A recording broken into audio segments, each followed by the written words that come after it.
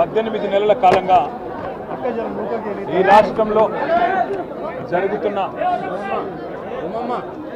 మోసపూరితమైన పాలన, ఈ రాష్ట్రంలో 420 హామీలు ఇచ్చి ప్రజలను మోసం చేసి అడ్డగోలుగా నోటికొచ్చినట్టుగా మాటలు చెప్పి మరి ఇటు రైతులను అటు మహిళలను రాష్ట్రంలో బలహీన వర్గాలను దళితులను గిరిజనులను తెలంగాణ యువతను అందరినీ వంచి గద్దెనెక్కిన తర్వాత ఒక్కటంటే ఒక్కటి వారికి ఇచ్చిన హామీలు అమలు చేయకుండా మోసం చేస్తున్నారు అని చెప్పి 18 నెలలుగా బీఆర్ఎస్ పార్టీ తరఫున పెద్దలు కేసీఆర్ గారి నాయకత్వంలో మేమందరం కూడా గౌరవ పార్లమెంట్ సభ్యులు కావచ్చు, గౌరవ శాసనసభ్యులు, శాసన మండలి సభ్యులు అందరం కూడా 18 నెలలుగా ఎక్కడికక్కడ కాంగ్రెస్ పార్టీ మోసాన్ని, కాంగ్రెస్ ప్రభుత్వం యొక్క అరాచకాలను నిలదీస్తున్నాం, ఎండగడతా ఉన్నాం. ముఖ్యమంత్రి రేవంత్ రెడ్డి గారు ఒకసారి కాదు, ఒక 4-5 సార్లు ఇప్పటికీ బహిరంగంగా చెప్పినారు. చేతనైతే చర్చకు రండి, చేతనైతే మీరు రండి చర్చకు అని చెప్పి 4-5 సార్లు పిలిచారు. మేము శాసనసభలో ప్రతి సందర్భంలో అడిగినాం, చర్చ పెట్టండి, మైక్ కట్ చేయకండి, మీ వాదన మీరు చెప్పండి, మా వాదన మేము చెప్తాము, తర్వాత ప్రజలు తెలుస్తారు ఎవరి వాదన కరెక్ట్ అని చెప్పి మేము 10 సార్లు చెప్పినాం. కానీ శాసనసభలోనేమో చర్చ పెట్టరు, పెడితే మైక్ ఇవ్వరు. ఆఖరికి మా ఆడబిడ్డలు 4.5 గంటలు నిలబడి 4 నిమిషాలు 4 సెకండ్లు మైక్ ఇవ్వమంటే కూడా మైక్ ఇవ్వలేదు. కెమెరా మా వైపు తిప్పని కూడా తిప్పరు. అందుకే మొన్న ముఖ్యమంత్రి గారు ముచ్చటపడి కేసీఆర్ వస్తారా, కేటీఆర్ వస్తారా, రైతు సంక్షేమం కోసం కాంగ్రెస్ ఏం చేసింది, బీఆర్ఎస్ ఏం చేసింది, ఎక్కడ చర్చకు వస్తారో రండి అని ముఖ్యమంత్రి గారు ముచ్చటపడితే తప్పకుండా ముఖ్యమంత్రి గారి సవాల్ను మేము స్వీకరిస్తున్నామని చెప్పి, మరి కేసీఆర్ గారు వస్తారా, కేటీఆర్ వస్తారా అంటే నీ స్థాయికి కేసీఆర్ గారు అవసరం లేదు, మేము సరిపోతామని చెప్పి ఆయన సవాల్ను మేము స్వీకరించి ముఖ్యమంత్రి గారికి అదే రోజు నేను విజ్ఞప్తి చేసిన, అయ్యా మీరు ఎక్కడ రమ్మంటే అక్కడికి వస్తా, అసెంబ్లీకి రమ్మంటే అసెంబ్లీకి వస్తాం, లేదా నీ జూబ్లీ హిల్స్ ప్యాలెస్కి రమ్మంటే ప్యాలెస్కి వస్తాం, లేదా సెక్రటేరియట్లో పెడితే సెక్రటేరియట్కి వస్తాం, అంబేద్కర్ కాడ చర్చ పెడతానంటే ఆడికి వస్తాం. ఇక ఏది కాదు నువ్వు తప్పించుకుంటావని మాకు తెలుసు కాబట్టి, నీకు అలవాటు కాబట్టి, గతంలో కూడా ఇట్లాగే కొడంగల్లో ఓడిపోతే రాజకీయ సన్యాసం చేసి తప్పుకుంటాను 3 నెలల్లోనే మాట మార్చి మళ్ళీ పార్లమెంట్లో పోటీ చేసినావు.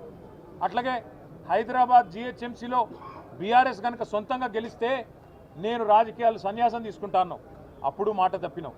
అందుకే నీ మాట మీద నమ్మకం లేదు కాబట్టే మేమే చెప్పినాం, మా పార్టీ తరఫున మేము ప్రెస్ క్లబ్ బుక్ చేస్తాం, ఆ ప్రెస్ క్లబ్కు మీరు రండి, 11 గంటలకు జూలై 8 తారీఖు నాడని చెప్పినాం. ఇక చెప్పినట్టుగానే కొడంగల్లో ఎక్కడో కాదు, ముఖ్యమంత్రి గారి సొంత నియోజకవర్గం కొడంగల్లో కూడా ఇంతవరకు రైతు బంధు పడని 670 మంది జాబితాతో సహా, రైతుల జాబితాతో సహా, వాళ్ళ పేర్లు, ఫోన్ నంబర్లు, వాళ్ళ ఇంటి అడ్రస్తో సహా మేము చర్చకు సిద్ధమై బయలుదేరిపోతూ ఉన్నాం. అట్లాగే రాష్ట్ర వ్యాప్తంగా మరి జరగని రుణమాఫీ, పడని రైతు బంధు, అదేవిధంగా రాని బోనస్సు, రైతు శ్రేయస్సుకు సంబంధించి ప్రతి అంశం మీద విస్తారంగా చర్చించడానికి మా పార్టీ నాయకత్వం మొత్తం కూడా సిద్ధమై మొత్తం సమాచారంతో సహా, ప్రభుత్వ అధికారిక సమాచారంతో సహా మేము ఇవాళ ప్రెస్ క్లబ్కు బయలుదేరిపోతూ ఉన్నాం. ముఖ్యమంత్రి గారు నిన్ననే బయలుదేరి ఢిల్లీ పోయినారంట.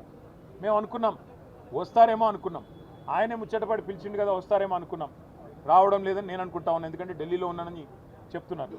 మరి వ్యవసాయ మంత్రి గారు వస్తారా, లేదా ఇంకెవరన్నా బాధ్యత గల మంత్రి గారు వస్తారా, లేక ఉప ముఖ్యమంత్రి గారు వస్తారా మాకు తెలియదు. ఎందుకంటే ముఖ్యమంత్రి గారు స్వయంగా విసిరిన సవాల్ కాబట్టి తప్పకుండా వారి ప్రభుత్వంలోంచి ఎవరన్నా ఒక బాధ్యత గల వ్యక్తి వస్తారని నేను అనుకుంటా ఉన్నా. మేము పోతాము, అక్కడ ఎదురు చూస్తాం. ఎవరన్నా బాధ్యత గల మంత్రో ఉప ముఖ్యమంత్రో వస్తే వారితో కూడా మాకేం భేషజం లేదు, ముఖ్యమంత్రి రావాలి అని మేమేం అంటలేం. ముఖ్యమంత్రి గారి తరఫున ఒక మంత్రి వచ్చినా వారితో చర్చించడానికి మేము సిద్ధంగా ఉన్నాం.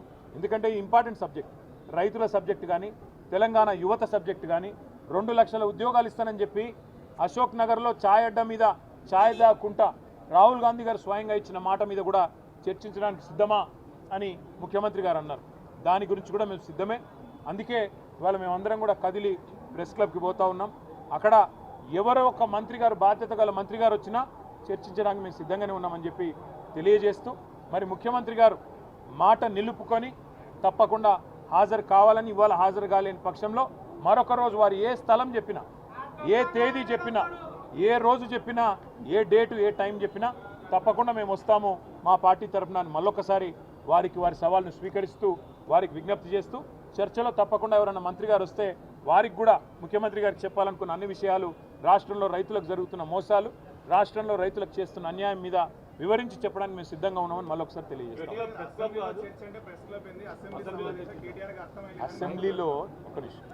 అసెంబ్లీలో చర్చ అంటే అక్కడ మైక్ ఇయ్యరు, కట్ చేస్తారు. ఆయన అసెంబ్లీలో కూడా మేము రెడీగానే ఉన్నాం.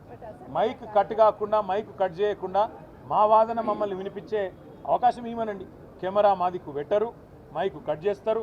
మా సీనియర్ మాజీ మంత్రులు మాట్లాడినా 6 సార్లు 7 సార్లు 8 సార్లు గెలిచిన శాసనసభ్యులు మాట్లాడినా వారి మైక్ కూడా కట్ చేస్తూ ఉన్నారు. ఇదా సంస్కృతి.